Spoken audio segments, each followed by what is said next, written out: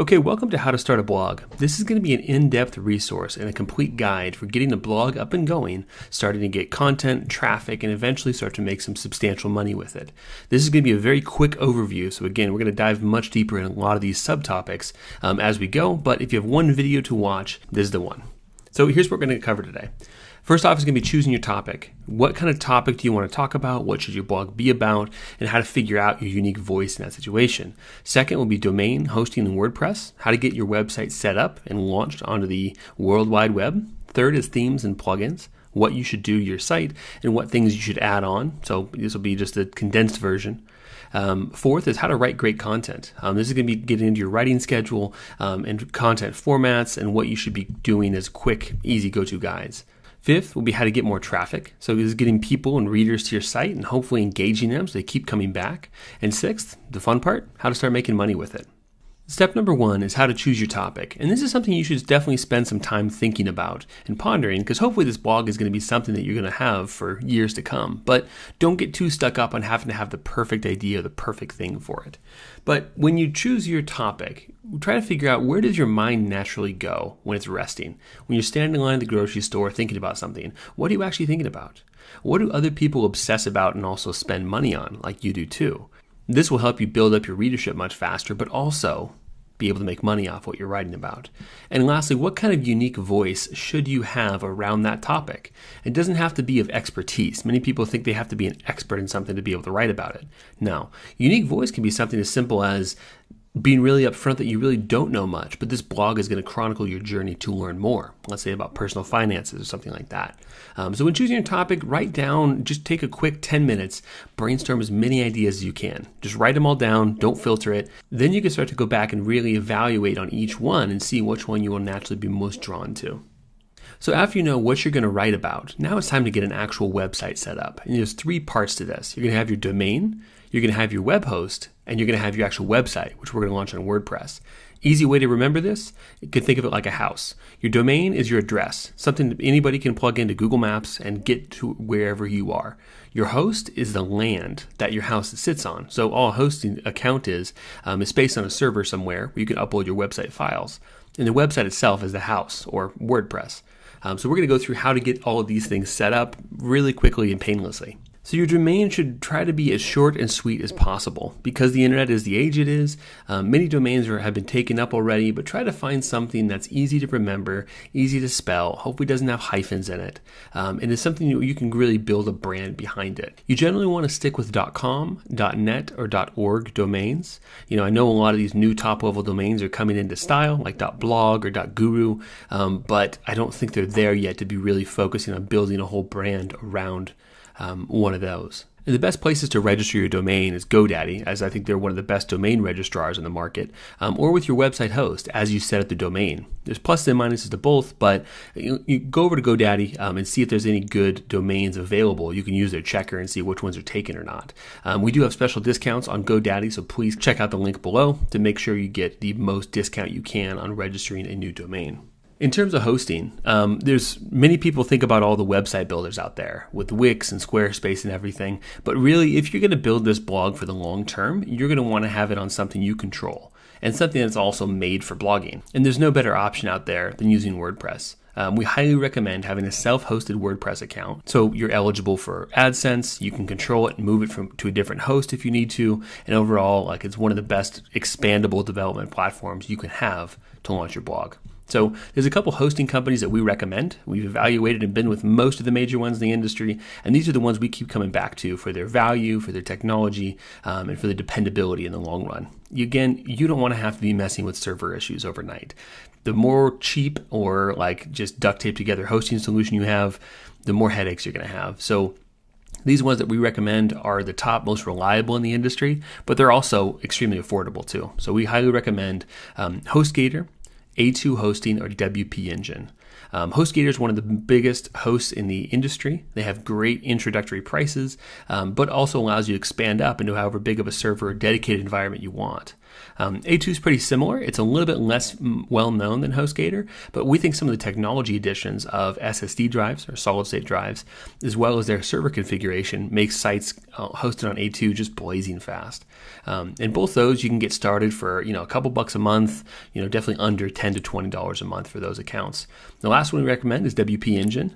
This is a heavy hitter version. They're very expensive, but they provide some of the best server environments and dedicated hosting and managed hosting that we've ever come across. So if you were really investing into your website, WP Engine is a fantastic option. And I'm sure if you've done any research online into hosting, you're going to come across a number of these other hosts, and we highly recommend against these ones. Bluehost is one you see promoted all the time because they have one of the biggest affiliate payouts to their own, people promoting them, which is why they get promoted up and down. DreamHost, same thing, and GoDaddy, again, a domain registrar to try to do hosting. We've had bad experience hosting with every single one of these, and by all means do your own research, but we recommend going with one of the other more reputable ones. If you don't want to deal with all the technical pieces of getting your website up and going, we do have a free 24-hour WordPress installation. For a new hosting sign up, just click through one of our links to, again, our top recommended vetted hosting providers. And as soon as you get set up, send us over your login credentials, and we will set your site up for free with everything already secured, installed, have the right plugins in there the first time. So you don't have to figure out web servers, PHP, MySQL, FTP, all that kind of stuff. If you already have a hosting account, we're happy to install it for a smaller fee. But if you don't, this is a great way to get your site up without having to deal with any of the technical issues along with it. So after you have your website all launched, now it's time to actually get it set up with the right themes and plugins so it looks beautiful and it functions even better. So when you consider a theme, the most important things to think about is making sure it's simple, clean, and responsive. So simple and clean just talks about it needs to focus on the content. So make sure it's kind of back burner to the content you're actually writing and not getting in the way of it or trying to be too artsy and creative. Just have a simple, clean version because less things will break in the long run. And responsive just talks about how the website can adapt to any screen size. So if somebody is on a mobile tablet, it used to be you had a separate theme for mobile, but now because there's so many different sizes of phones and tablets and computers, websites only adapt to the width of the screen. So make sure when you go in the preview, drag your browser screen sideways and you should start to see it collapse down into be a size that's really mobile friendly. So many people look at free and premium themes, and in this, you get what you pay for, unfortunately. There's plenty of great free themes out there, but they just really fall behind and lack in comparison to the premium themes that are available so plentifully. The WordPress repository is a great place to search for free WordPress themes. You can install them directly via your blog, and it's a good way to get up and going quick. If you want to have a little bit better foundation, we highly recommend either going with Elegant Themes or StudioPress. StudioPress is their Genesis framework, which is one of the most stable, solid WordPress-focused themes frameworks out there, and plenty of child themes to go right on top of it. So you can kind of get whatever style you want, and they're pretty affordable too. Both these you'll spend, well under $50, maybe $100 to get a really great theme that'll last you as long as your blog does. In terms of plugins, there's a number of ones we recommend out of the gate for almost every single site we use.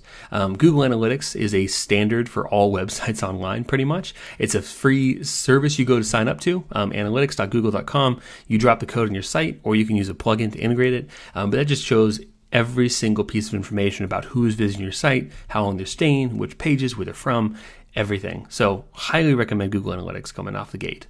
Yoast SEO is how to set up your SEO correctly. This allows you to adjust things like title tags, meta descriptions, and more technical things along those lines, as well as do analysis of your content, get sitemaps, blah, blah, blah. They have a free and a premium version. We recommend just actually sticking with the free version on this one. Is what we use most of the time. Premium has a few nice add-ons, but overall, what you really need is just the free version. We think it's fantastic.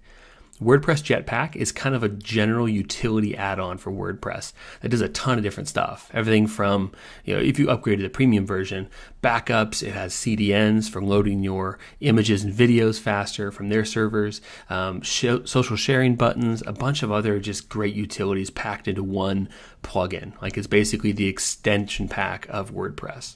Next one we recommend is Security, and it's a free plugin that will seal up a lot of the holes that come with WordPress out of the box. So things like strengthening passwords, making sure like the file changes get detected, firewall stuff. even from just a free plugin, will do great things for your WordPress security. And lastly, we recommend WP Fastest Cache for making your website bleeding fast. There's a bunch of different caching plugins out there. We think this one is the simplest as well as the highest performance ones for free offered out there. So now that you have your blog up and going, it looks beautiful and is now functioning really well, it's now time to start writing great content. And to do this, there's a couple things you need to keep in mind. So for the most part, you really need to be writing for people and not necessarily just for what you did that day or what you ate that day or how you feel. If you're going to make this blog something that other people want to read and that you can hopefully make some money on, understanding what people are searching for and what they're already talking about is the key to start getting people to your site. So some great tools that we use to do this all the time are like Google Trends. We'll show you what things are up and coming and what things are gone viral recently. The Google Keyword tool can show you very specifically how many people on average per month are searching for those types of terms. Answer the Public is one of the best places to go for figuring out what people are talking about around those terms. You can plug in your seed keyword, like blog, and it'll get back a ton of keywords, both questions, prepositions, and different phrases that people are using that include that in them. So this is a great place to get article ideas from. And lastly, anywhere anybody is talking about your subject or topic is a great place to harvest ideas and figure out what people are actually wondering, what they're asking, and what kind of discussion is going on. So things like Yahoo Answers, different forums that are specific to your industry, or Quora, wherever people are asking questions is a great place to find subject material to write on.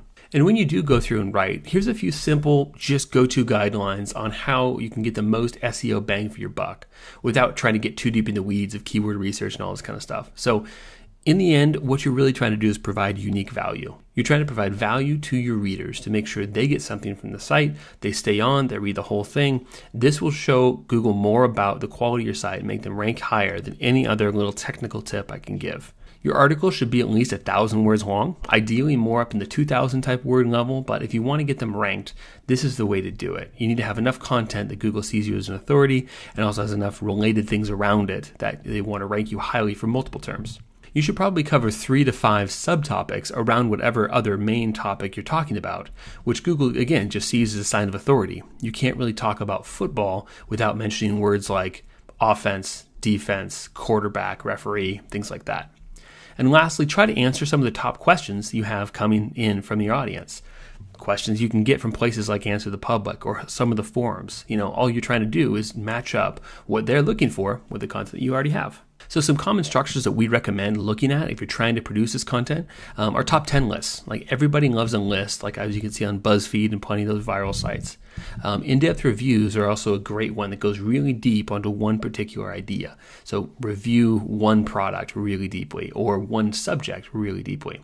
And the ultimate guide is also one that's kind of if you only had to read one thing on the topic, go and read this one. The homepage for How to Start a Blog was intended to be the ultimate guide on how to start a blog.